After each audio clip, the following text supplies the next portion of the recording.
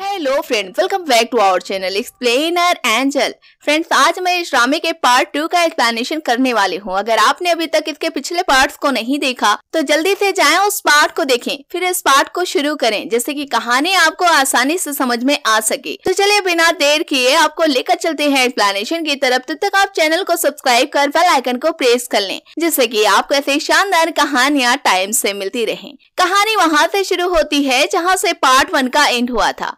हम देखते हैं लिंजी जेल में होती है और जेल में बेहोश होने के बाद जियाजो उसे जेल से रिहा कराकर घर ले आता है। अब घर आते ही लिंजी को जियाजो की वो सारी बातें याद आने लगती हैं जब वो उसके प्यार में पड़ा था और उसकी माँ लिंजी के खिलाफ थी। यहाँ तक कि उसने उसको जान से मरवाने की धमकी भी दी और कोशिश भी किया और एक बार तो उसने कार से लिंजी को टक्कर भी दिलाई थी जिससे कि लिंजी की जान चली जाए, लेकिन जियाजो उसे उस वक्त बचा लेता है। खैर, अब लिंजी को ऑफिस में लेकर जियाजो आता है और कहता है कि जेल में तुमको कैदी मार सकते थे, इसलिए मैं तुम्हें वहाँ से ले आया क्योंकि मरने से तो तुम्हें तुम्हारी जिंदगी में सुकून मिल जाएगा और मैं तुमसे तुम्हारे हर सुकून को लेना चाहता हूँ, इसलिए मैं तुम्हारी जान तब तक नहीं लूंगा जब तक कि तुम्हारे जिंदगी से हर एक सुकून खत्म न हो जाए। ये कहते हुए लिंजी को फिर से उस आदमी के हवाले कर देता है और उस आदमी से कहता है कि इसके साथ जितना गलत हो सके उतना गलत तुम कर डालो। अब ये सुनने के बाद वो आदमी लिंजी के साथ गलत हरकत करने लगता है, वो भी ऑन कैमरा के साथ,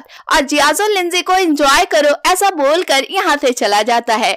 उसका जाता हुआ देखकर लिंजी कहती है कि वो आखिरी बार कसम खाकर कह रही है कि उसने इस मर्डर को नहीं किया। यह सुनने के बाद भी जियाजो यहाँ से चला जाता है और लिंजी के साथ ऑन कैमरा के सामने उसके साथ वो आदमी जबरदस्ती करने लगता है। ये देखकर लिंजी खुद को नाइफ से मारकर सुसाइड करने का प्लान बनाती है। तभी जियाजो को ऐसी उलझन होती है कि वो फौरन ही लिंजी के पास आता है और जब आता है तब देखता है कि वो तो सुसाइड करने जा रही है। अब ये देखकर वो उसे रोक लेता है और उस आदमी को मारने लगता है, तो उसे कैमरा का यूज नहीं करना था। अब जियाजो लिंजी से कहता है कि उसने 3 साल तक उसके साथ प्यार का खेल खेला है, इतनी धोखेबाज होने के बाद भी तुम इतनी इनोसेंट कैसे हो सकती हो। जियाजो की इस बात पर लिंजी को गुस्सा आ जाता है, उसको एक थप्पड़ मारकर यहाँ से जाने लगती है और वो अकेली होती है इसलिए बहुत तेजी से घबराए हुए फेस के साथ जा रही होती है। तभी उसकी एक लेडी से मुलाकात होती है जिसका नाम मीशू होता है, जो कि उससे पूछ बैठती है कि वो इतना घबराई हुई क्यों है। इसलिए वो उसके हाथ को अपने हाथ में लेते हुए एक बार में चली जाती है जहाँ पर लिंजी स्टेज पर जाकर सॉन्ग वांग गाने लगती है कि इसी बीच एक आदमी लिंजी को देखता है और उसके साथ गलत करने लगता है। तभी जियाजो यहाँ पर आ जाता है जो कि उस आदमी को बहुत मारता है और लिंजी को उससे बचा लेता है। उसकी इस केयर को देखकर लिंजी को बहुत अच्छा लगता है। अब अगले सीन में हम देखते हैं जियाजो उस आदमी को अपने पास बुलाता है जो कि लिंजी के साथ गलत किया होता है। जियाजो उसे कहता है कि क्या लिंजी उसे पसंद है, जिस पर वो आदमी डर जाता है और कहता है कि मैं आपकी पसंद को अपनी पसंद कैसे बना सकता हूँ, मैंने जो भी किया उसके साथ वो सब आपके कहने पर ही किया है। जिस पर जियाजो कहता है कि उसे डरने की जरूरत नहीं है, आज उसके दिल में जो कुछ भी है वो उसे बोल दे। अब ये सुनने के बाद वो आदमी सर को नीचे कर लेता है और उसके नीचे हुए फेस को देखकर जियाजो कहता है कि आज से लिंजी उसकी है। ये कहकर लिंजी के पास उसे भेज देता है। अब लिंजी को वो आदमी रूम में लेकर जाता है। लिंजी इस दौरान भी होश होती है, लेकिन जब उसे होश आता है तब फिर से उस आदमी को अपने सामने देखकर काफी डर जाती है और उसे एक थप्पड़ मार देती है, जिसके बाद वो आदमी लिंजी का गला दबाने लगता है। ये सब जियाजो एक कैमरे के जरिए देख रहा होता है।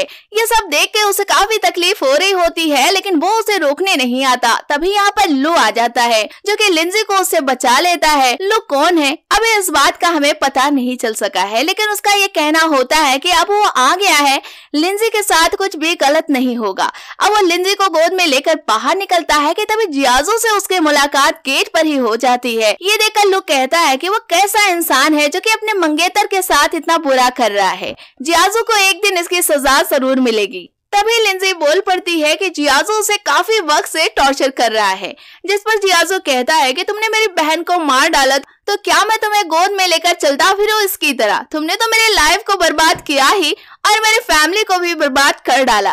खैर अब लू लिंजी को यहाँ से अपने घर लेकर जाता है और उसे चाय वाय देते हुए कहता है कि अब उसे आराम करना चाहिए, जिस पर लिंजी रोते हुए अपने साथ हुए सारे अत्याचारों के बारे में लू को बताने लगती है। खैर अब कई दिन के बाद कुछ ऐसा होता है कि जियाजू पर नाइफ से अटैक हो जाता है।